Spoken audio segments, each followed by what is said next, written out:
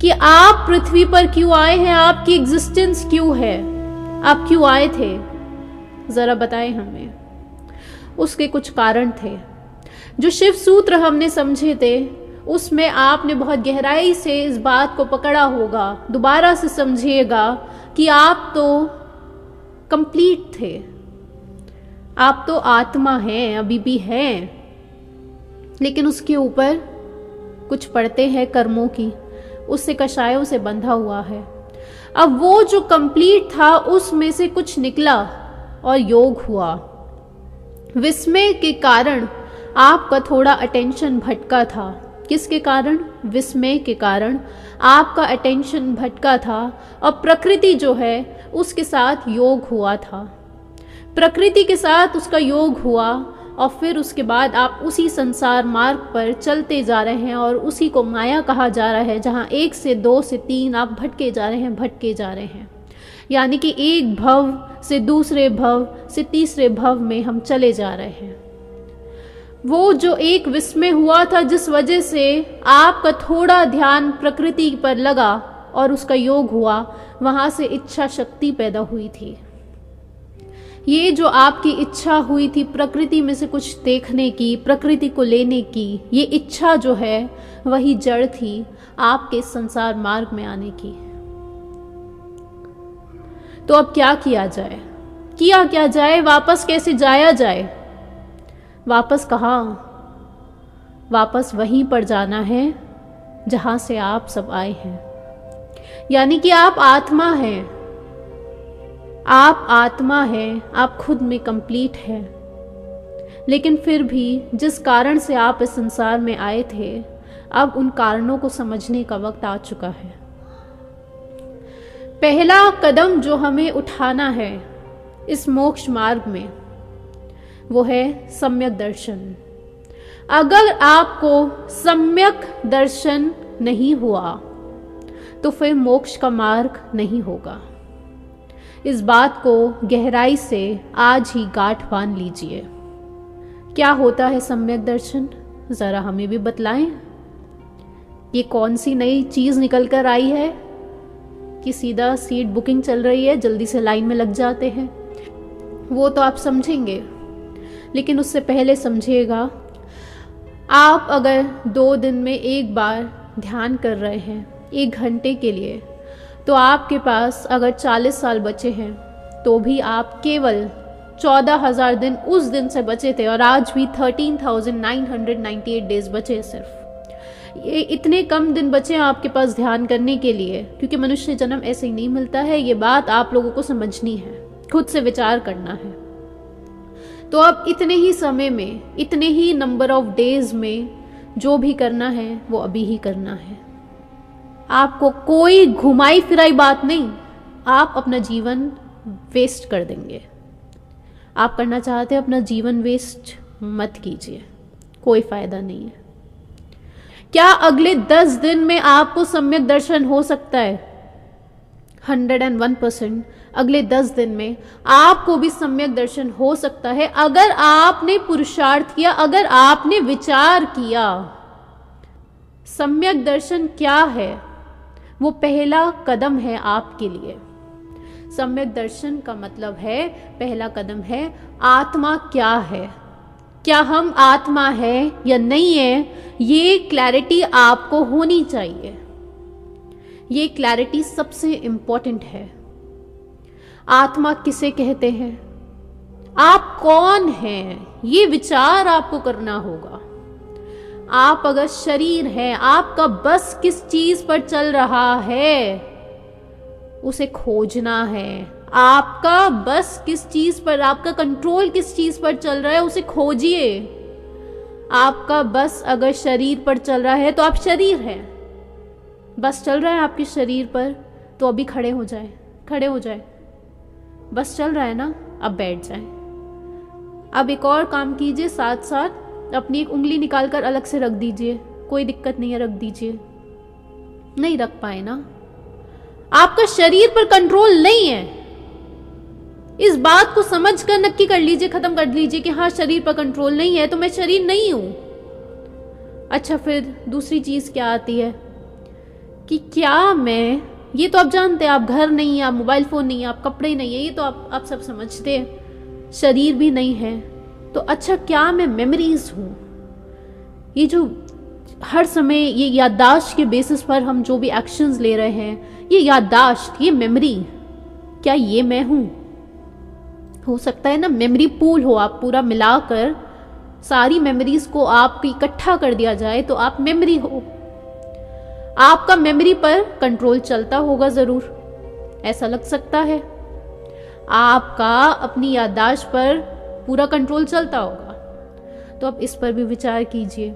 अगर इसी समय पर आपके सामने एक शेर आ जाता है और वो जोर के दहाड़ता है, आपकी तरफ भागता है और फिर वापस चला जाता है। शेर ने नहीं खाया आपको, आपको खा लेगा, फिर बात ही खत्म हो जाएगी। शेर वापस चला गया। अच्छा, अब ये बात जो हुई, ये जो इंसिडेंट हुआ, ये क्या आपकी मेमोरी में रजिस्टर हुआ? मेमोरी में तो रजिस्टर हो गया, अब उसे डिलीट कर दीजिए। अच्छा, एक काम कीजिए, आप अपनी मदर का जो फेस है वो आप जानते होंगे, आपकी मेमोरीज में है, उसे डिलीट कर दीजिए अपनी मेमोरी से अभी के अभी। नहीं हो रहा डिलीट, आप नहीं डिलीट कर पा रहे हैं, आपका बस अपनी मेमोरीज पर भी नहीं चल रहा है। अगर इसी समय आपके सामने वाली जो बिल्डिंग है उसके ऊपर एक भालू आ जाता है और फिर वो भालू गायब हो जाता है, तो ये इंसिडेंट आपकी मेमोरी में रजिस्टर होगा या नहीं होगा? बिल्कुल होगा। आप जिंदगी भर नहीं भूल पाएंगे आपने ऐसे एक भालू देखा था, आप कैसे भूल जाएंगे? तो जब आप अपनी मेमोरीज तक को कंट्रोल नहीं कर पा रहे, यानी कि अब मेमोरी फॉर्मेशन खुद से हो गया, आपने नहीं, आपका कहां बस चला, आप कहां जाते? अब दिख गया तो दिख गया, तो मेमोरी बन गई, कुछ डिलीट भी नहीं हो रहा मेमोरी से।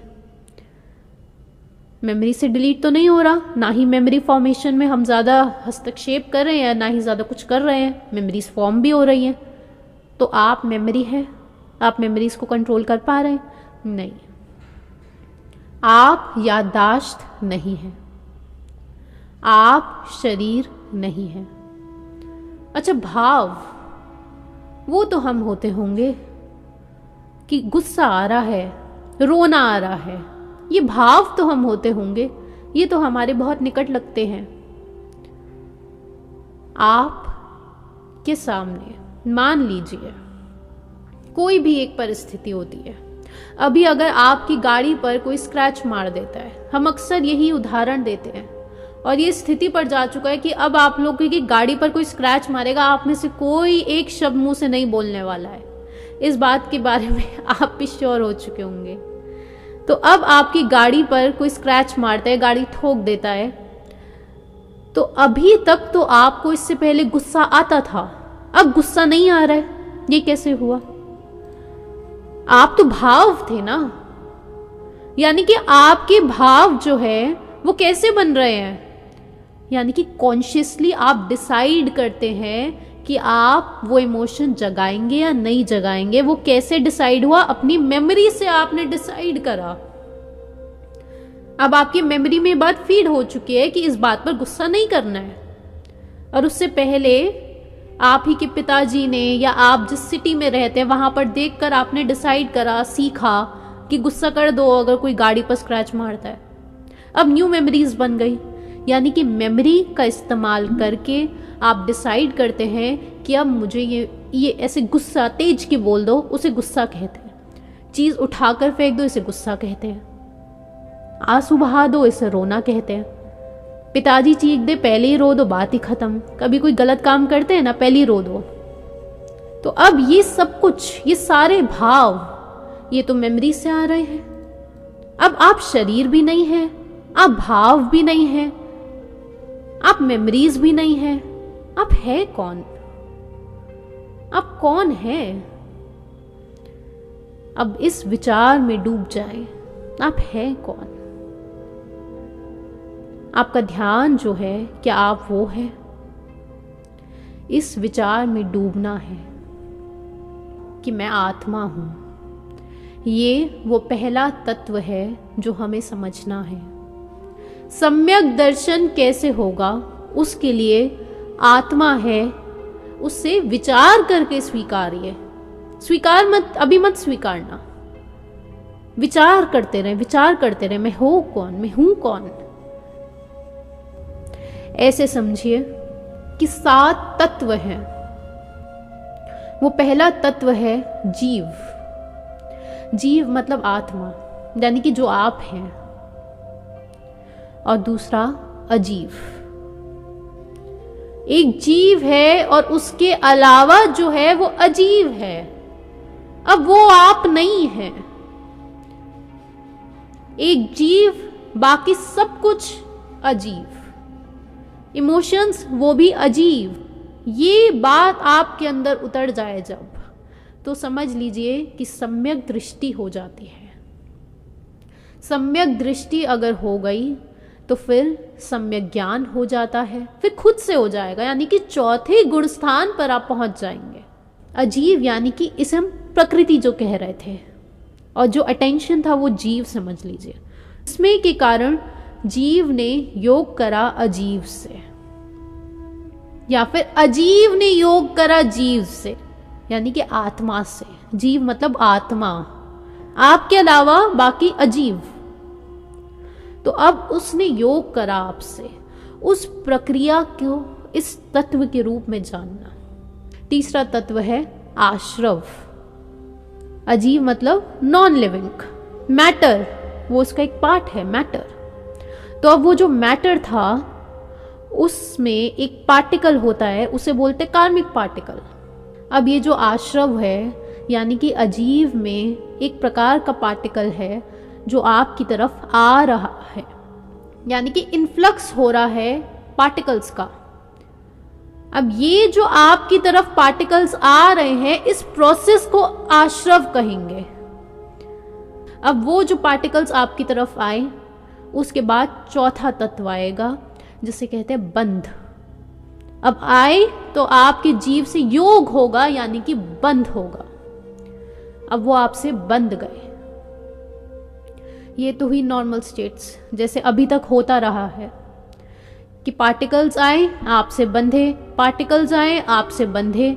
इसी वजह से सब संसार मार्ग पर उतरे हुए हैं। तभी अगर नहीं बंधते, यानी कि कोई कर्म पार्टिकल्स ही नहीं होते, तो उसे क्या कहा जाता है? उसे मोक्ष कहा जाता है।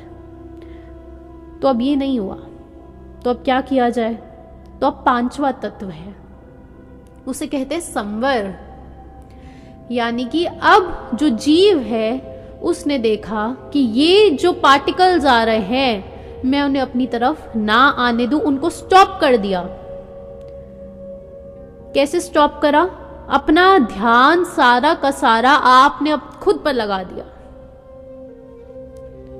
आपने अपना सारा ध्यान खुद पर लगा दिया, अपने स्वभाव पर लगा दिया।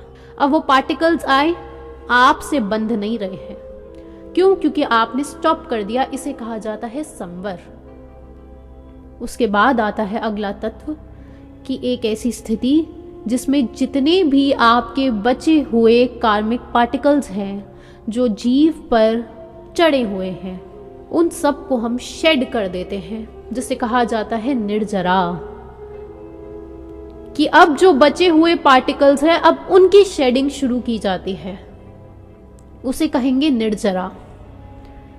और फिर उसके बाद जो सातवां तत्व है वो क्या होगा? अब निर्जरा हो गई, यानी कि अब कोई कार्मिक पार्टिकल्स नहीं बचे। तो अब क्या होगा? अब क्या है? अब तो मोक्ष है, वही सातवां तत्व है। ये जो 7 तत्व है, इसका ज्ञान हमें होना चाहिए। हर समय ये जारी रखिए। इसे कहा जाता है कि तत्व विचार चल रहा है, यानी कि हर समय आप अब खुद के स्वभाव पर, आत्मा क्या है उसके स्वभाव में आप लीन हो चुके हैं, आत्मलीन हो चुके हैं। अभी आप जिस संसार मार्ग पर हैं, वहां पर आपके सामने बहुत सारी परिस्थितियां आती रहती हैं। ये पहला स्टेप है। सम्यक दर्शन कैसे होगा वो स्टेप वाइज समझिए। सिर्फ इसी समय पर ऐसे समझिए, ये टेस्टिंग समय चल रहा है। इस समय पर आपको ध्यान होना चाहिए कि अभी ये कुछ पार्टिकल्स आपकी तरफ आ रहे हैं। अब आपको क्या करना है? संवर। आपको वो कार्मिक पार्टिकल्स या जो भी पार्टिकल्स है वो अजीब, वो अपने से मत जुड़ने दीजिए। वो कब होगा? जब जीव क्या है और अजीव क्या है इसके बीच में हम भेद कर पाएंगे। ये भेद विज्ञान है।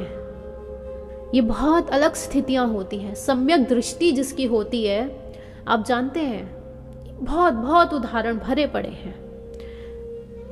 ग्रंथों को पढ़ेंगे, उदाहरण भरे पड़े हैं कि सम्यक दृष्टि जीव के जीवन में कभी भी कोई उसे दुख हो ही नहीं सकता, क्योंकि आप तो आत्मा है ना, तो दुख कहां से होगा? पाप पुण्य चलता रहेगा। आप पाप है, आप तो देखने वाले हैं, देखते रहे। ये इतनी स्थितियां हैं कि मां सीता जो थी वो कहा जाता है इतनी विदुषी थी, यानी कि विद्वान का फीमेल विदुषी। इतना ज्यादा उनमें ज्ञान था, सम्यक दृष्टि थी उन्हें। राम जी ने उन्हें, जब वो गर्भवती थी, उन्हें जंगल में छुड़वा दिया था। जैन रामायण अगर आप पढ़ेंगे तो उसमें ये लिखा हुआ है, और हिंदू रामायण में भी यही बात इसी प्रकार से रहती है, थोड़ा बहुत भेद रहता है, कि राम जी ने सीता माता जो थी, जब वो गर्भवती थी, उन्हें कहा था कि आप जाइए और तीर्थ यात्रा करके आए। तो उन्होंने अपना एक जो सबसे उनका बढ़िया सैनिक था रथ पर उन्हें भेज दिया था। तो एक तीर्थ के उन्हें दर्शन कराए गए। उसके बाद जंगल में बीच में रथ रोक दी जाती है, और सीता माता गर्भवती जो हैं, पेट में लव और कुश थे, और उनको वहां पर रथ रोक दी गई और कहा गया कि यहीं तक का आदेश है, और आगे नहीं हम लेके जाएंगे रथ, आगे रथ नहीं जाएगी। अब सीता माता उतर गई वहां से। अब कोई नॉर्मल इंसान होता वो क्या कहता? रथ ऐसे कैसे रोक दी? वापस जाते हैं, जरा राम जी से पूछकर तो आए, ऐसे कैसे कर दिया उन्होंने? और कुछ नहीं, वापस मुझे अपने एक्सेप्ट नहीं करेंगे तो चलो 4 बातें सुनाकर तो आ जाऊंगी, यही सोच लेते। नहीं, ये भी नहीं बोला उन्होंने। मां सीता रथ से उतरी थी और उन्होंने सिर्फ एक शब्द कि राम जी को मेरा ये एक मैसेज पहुंचा देना, एक संदेश पहुंचा देना। उन्होंने कहा हाँ जी बताएं। तो वो संदेश ये था कि जिस प्रकार आज उन्होंने किसी के कहा सुनी में, जिस प्रकार किसी ने कुछ कह दिया और उन्होंने बात मान ली और अपनी गर्भवती पत्नी को यूं छोड़ दिया, वो तो कुछ नहीं, लेकिन ऐसे ही किसी के कहने पर अपना धर्म मत छोड़ देना। ये वाक्य सीता माता ने उस समय कहा था। जरा इमेजिन तो कीजिए, कोई लेडी जो गर्भवती है, पेट में 2 बच्चे लव और कुश, और अब जानते हैं ना जंगल में छोड़ दिया। कोई छोटी बातें नहीं होती हैं। अब आप कहेंगे अरे वो तो मां सीता थी। नहीं, वो भी बिल्कुल आपके और हमारे जैसे। सिर्फ भेद कहाँ है? उनके ज्ञान में भेद था, वो सम्यक दृष्टि थी, उन्हें वहां पर भी कुछ नहीं, कुछ दिक्कत नहीं। जो सम्यक दृष्टि होते हैं उनके लिए पाप का उदय होता ही नहीं है। वो पाप का उदय भी उनके लिए पुण्य के उदय में बदल जाता है। परिस्थितियां बदल जाती हैं, सब कुछ बदल जाता है, क्योंकि दृष्टि बदल चुकी है ना। और ये कहकर वो चले गए। अच्छा, ये तो एक बात हुई। अब इसके बाद रामायण की ही बात है, तो ये भी जान लीजिए कि मां सीता जो थी, जब लव और कुश बड़े हो गए थे, उसके बाद राम और लक्ष्मण जब उनसे मिल गए, लव और कुश युद्ध हुआ था, फिर उन्हें पता चला कि ये तो हमारे पिताजी हैं। फिर राम जी ने सीता माता की अग्नि परीक्षा ली थी। सीता माता अग्नि परीक्षा देती हैं, यानी कि अग्नि पे वो उतरी और अग्नि का हर एक कण जल में परिवर्तित हो गया, जल में परिवर्तित हो गया और सीता माता बाहर आ गई। ये तो दोनों स्क्रिप्चर्स में लिखते हैं। अब जैनिज्म के जो स्क्रिप्चर्स हैं उसमें एक आगे की बात लिखते हैं।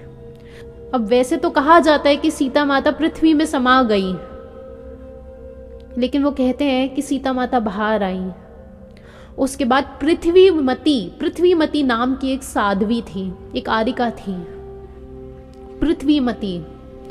उनके अंदर उन्होंने दीक्षा ली थी, क्योंकि राम जी उन्होंने जब अग्नि परीक्षा ली तो सीता माता तो पास हो गई। तो अब सबने कहा चलिए माँ सीता अब आप वापस चलिए। तो सीता माता ने उस समय एक शब्द कहा था कि इस अग्नि परीक्षा को तो मैं पार कर चुकी हूं, लेकिन अब मैं इस गृहस्थी की आग में नहीं जलूंगी। ये उनके शब्द थे कि अब मैं इस गृहस्थी की आग में नहीं जलूंगी। और फिर वो राम जी के साथ वापस नहीं गई और उन्होंने पृथ्वीमती जो साध्वी थी, जो आरिका थी, उनके साथ अंडर ही उन्होंने दीक्षा ली। और फिर वहाँ पर जो आसपास लोग हुआ करते थे वो कहते थे उन्हें सीता माता को देखकर, यानी कि जो दीक्षा ले चुकी थी, यानी कि साध्वी बन गई थी, कि ये तो पृथ्वी में समा गई हैं, क्योंकि पृथ्वीमती नाम था जिनके अंडर उन्होंने दीक्षा ली थी। ये तो पृथ्वी में समा गई हैं। लेकिन आप यहाँ से जो मूल है वो समझिएगा कि सम्यक दृष्टि अगर हो जाती है तो आप देखिए कि किस कदर आपके लिए सब कुछ बदल जाता है, क्योंकि आपकी जो दृष्टि है वो ही तो बॉडी क्रिएट कर रही है, वो ही आपकी रियलिटीज हैं, वो आपकी रियलिटीज बनती है।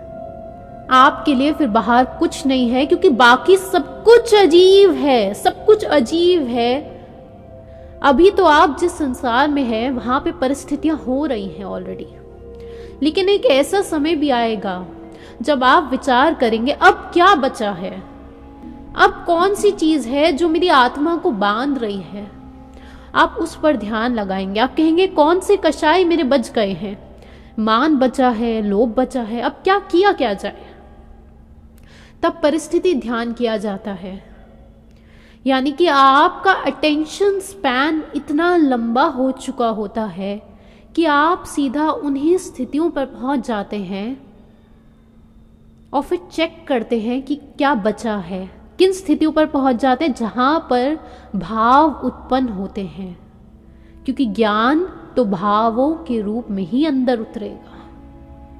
अभी तो माँ का मुंह ऐसे ही दिख सकता है, लेकिन अब क्या किया जाए जब कुछ भी नहीं दिख रहा। अभी तो क्रोध की स्थितियां उत्पन्न हो सकती हैं, तो वो जो जंगल में चले गए वो कैसे करेंगे। इतना अटेंशन स्पैन लंबा हो गया कि अब वो हर परिस्थिति पर ध्यान लगा लेंगे, उन्हें दिख जाएगा कि अभी मुझ में ये फियर बचा है। फिर ध्यान लगाया जाता है अभी मुझ में मोह बचा है। उस स्थिति पर पहुंच जाएंगे जब वो एकदम छोटे बच्चे हुआ करते थे, जैसे पिछले सेशन में हमने कहा था कि क्या माँ का मोह तो नहीं रह गया है, क्या बचा क्या है। तो अभी भी कहीं माँ की याद तो नहीं आ रही है। अब याद आ गई, मोह बचा है, दिख गया मान लीजिए, तो अब क्या किया जाए, अब सेपरेट करना है। और क्या करना है, अब सेपरेट हो जाए, क्योंकि हर एक अटैचमेंट आपके लिए फियर पैदा करेगा। आपके फियर का कारण है कि आप बंध रहे हैं किसी चीज से, आप कुछ पकड़ के रखना चाह रहे हैं कि माँ की मृत्यु ना हो जाए, बच्चा मुझसे दूर ना चला जाए, मेरी प्रॉपर्टी, चलो प्रॉपर्टी वाला भी छोड़ दीजिए, कार भी छोड़ दीजिए, सब कुछ छोड़ दिया, ये मटेरियल वाला छोड़ दिया, लेकिन आपके फियर का कारण है आप कुछ पकड़कर रखना चाहते हैं। अब क्या पकड़कर रखना चाहते हैं उस पर ध्यान लगाया जाता है और फिर सेपरेट हो जाएं। जब इतनी आपकी दृष्टि बनेगी, यानी कि क्लैरिटी आएगी, तब जाकर आपके लिए यहीं पर स्वर्ग होगा। और फिर स्वर्ग आप देखेंगे और फिर आपका उससे भी स्वाद खत्म हो जाएगा, क्योंकि आप तो जीव हैं। स्वाद किसे, कौन सा स्वाद, ये शब्द मैं नहीं बोलती हूं, लेकिन फिर भी जो हकीकत है, सम्यक चारित्र जब होता है तो आप इस संसार से, आपका स्वाद खत्म हो जाता है।